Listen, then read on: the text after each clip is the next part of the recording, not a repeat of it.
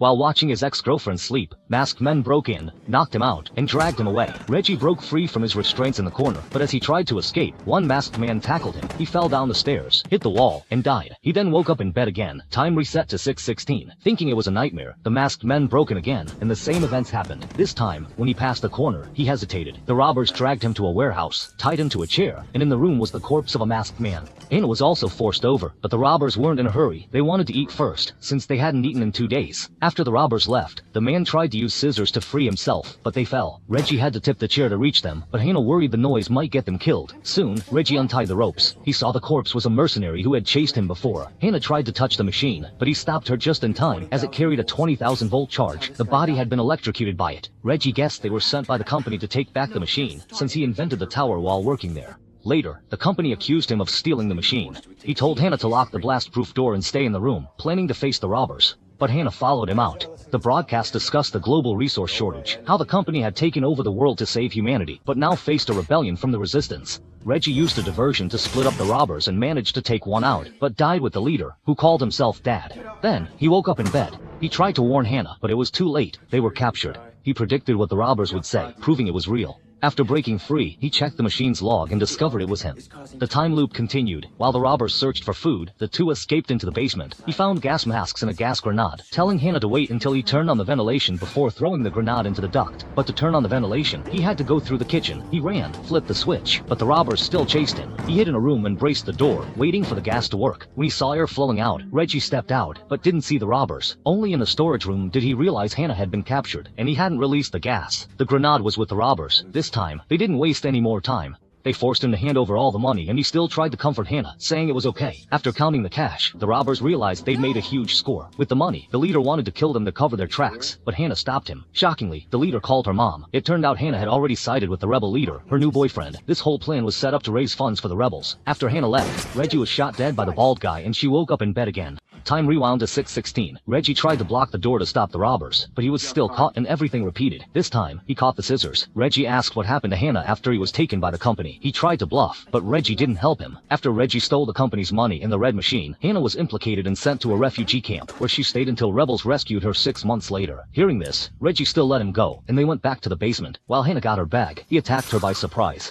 Reggie admitted she knew everything and asked Hannah if she was really working for the rebels. Hannah just wanted her money from them. Reggie sarcastically called Hannah a freedom fighter, but Hannah accused her of being a thief who only knows how to run, then showed her scars. After Reggie escaped, Hannah suffered endless torment. Reggie said she tried everything to find Hannah, that searching for her was the only reason she kept going, but now Hannah only felt hatred. Still, Hannah had no choice but to go along with Reggie's plan and draw the robbers' attention from the front. Reggie used a gas grenade to take control of the robbers. Both sides agreed to split the money evenly, so there was no need to fight. Reggie wanted to take Hannah and run, telling her to go to the kitchen and eat while she thought. But then Reggie attacked the robbers and threatened the leader to let Hannah go. As they fought, Hannah rushed over to stop them, but didn't want to leave with Reggie. Reggie changed her mind and refused to share the money, so Hannah pointed a gun at her and demanded all the money. Reggie was sure Hannah wouldn't pull the trigger, but Hannah suddenly turned the gun toward the machine. Reggie had to pretend to give in. When she tried to grab the gun, it went off, and she was shot and killed. Reggie woke up in bed again, but this time Hannah also remembered. Then, as before, both were caught by the drug addict. Hannah thought she was dreaming. Reggie told her the machine had looped time several times. Each loop started at 6:11 and ended at 9:25. It was likely because one robber was electrocuted in the morning, causing the machine to short-circuit and bend time. This created a closed time loop. Reggie wanted to kill the robbers and shut down the machine, but the woman disagreed. She didn't want anyone hurt. They tied themselves up again. Hannah called the robbers, saying she knew where the money was, asking to be untied. She took part of the money, told the robbers to leave, wanting the machine for the resistance. Suddenly, the bald guy shot his accomplices. He was an undercover company agent. He found a phone on a body and called for backup. Reggie quietly freed himself, and when the bald guy demanded the machine's password from Hannah, Reggie tried to ambush him but was discovered. In the end, the bald guy kept demanding the password, got nothing.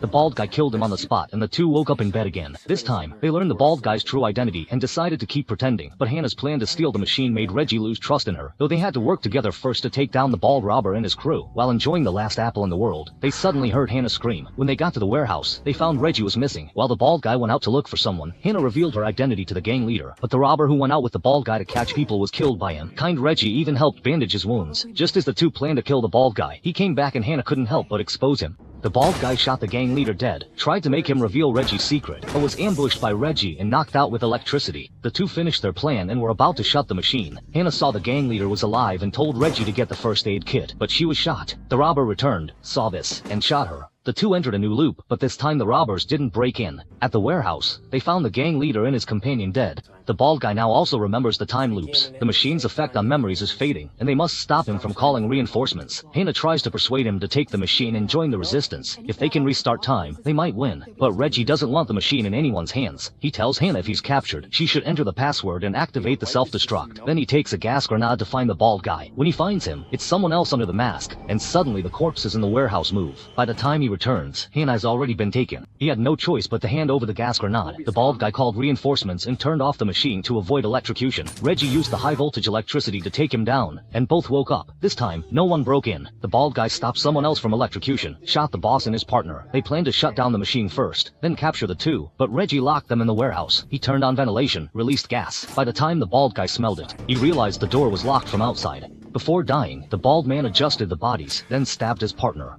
When they entered the warehouse, everyone was dead. Reggie was about to destroy the machine, but Hannah insisted on taking him to the resistance. Reggie thought the fragile resistance couldn't win. As they argued, Hannah accidentally smashed the screen. Suddenly, the man remembered the earlier video, which showed glass shattering.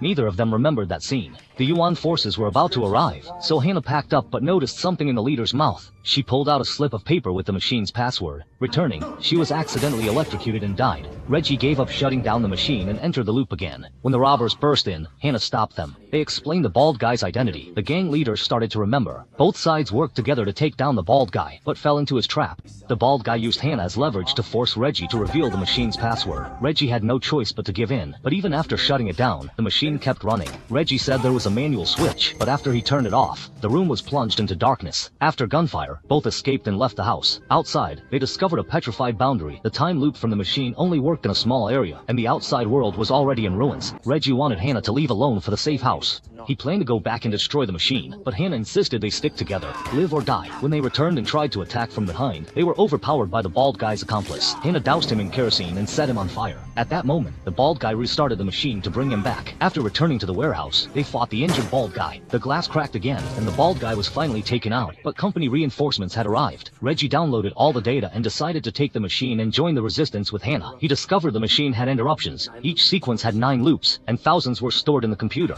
This means they've gone through thousands of loops. In each sequence, the final timeline is cut off when he shut down the machine and Sunny restarted.